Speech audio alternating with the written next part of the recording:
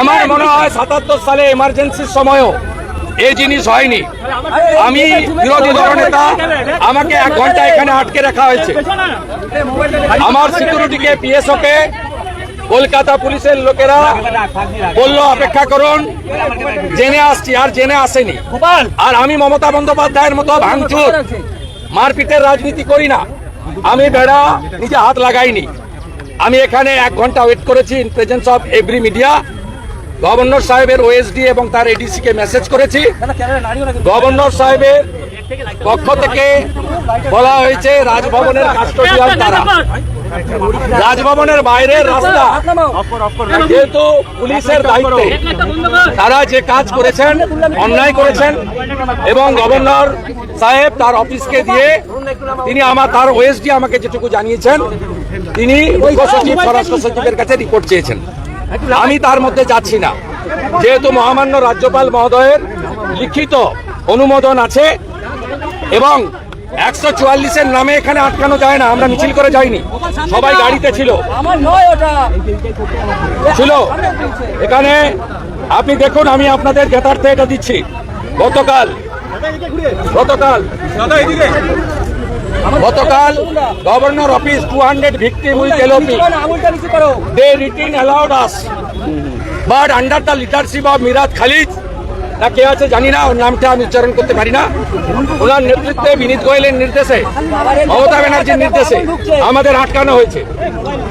এবং এখানে ভিকটিমরা আছে, দেখুন হাত ভাঙা, দেখুন ভাইয়ের মাথা রিসিভারটা দিতে বল, অবস্থা বাংলায় দেখুন আমরা এই পশ্চিম বাংলায় নির্বাচনের পরে কেন্দ্রীয় বাহিনী থাকা সত্ত্বেও তাদেরকে রাজ্য পুলিশ ব্যবহার না করে হাজার হাজার সমর্থকদের উপরে অত্যাচার করা হচ্ছে। আর সাংবিধানিক প্রধানের কাছে তার লিখিত অনুমোদন সত্ত্ব জ্ঞাপন দিতে দেওয়া হচ্ছে না, তথ্য দিতে দেওয়া হচ্ছে না।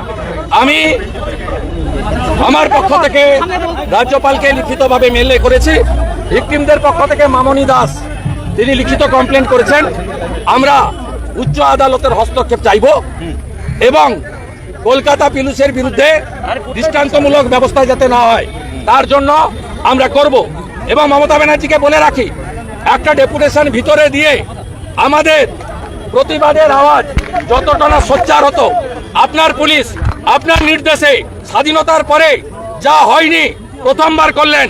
আপনি শুনে রাখুন, আমরাও 2,35,00,000 মানুষের ভোট পেয়েছি, আমাদের সঙ্গেও 39% ভোটারের প্রত্যক্ষ সমর্থন রয়েছে। তাই আপনি পারেন না এইভাবে আপনার পুলিশকে ব্যবহার করতে।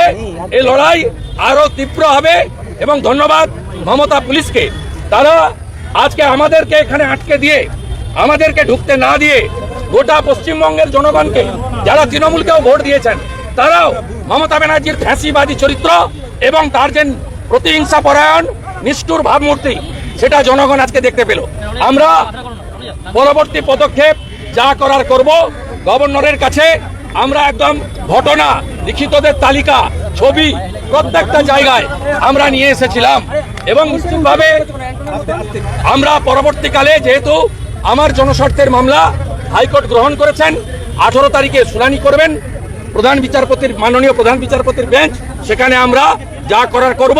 আর আজকে যেভাবে রাজভবনের লিখিত অনুমোদন সত্ত্বেও ডিটেইনড করা হয়েছে, আমাদের আটকানো হয়েছে এবং কার্যত সাংবিধানিক প্রধানকে, তার অফিসকে, এলওপিকে আজকে চ্যালেঞ্জ করা হয়েছে, আমরাও এর চ্যালেঞ্জ সঠিক জায়গায় আগামীকালই করব। বিনীত গোয়েল প্রস্তুত থাকুন, আপনাকে আমি হুঁশিয়ারি দিয়ে যাচ্ছি। কিন্তু রাজ্যপালকে মান্যতা দেওয়া হচ্ছে না, রাজ্যপালের নির্দেশকে। এই জিনিস কোনোদিন দেখেছেন? আপনার পিতৃদেবকে, আপনার আরো অগ্রজদেরকে জিজ্ঞেস করবেন তো, কেউ দেখেছেন?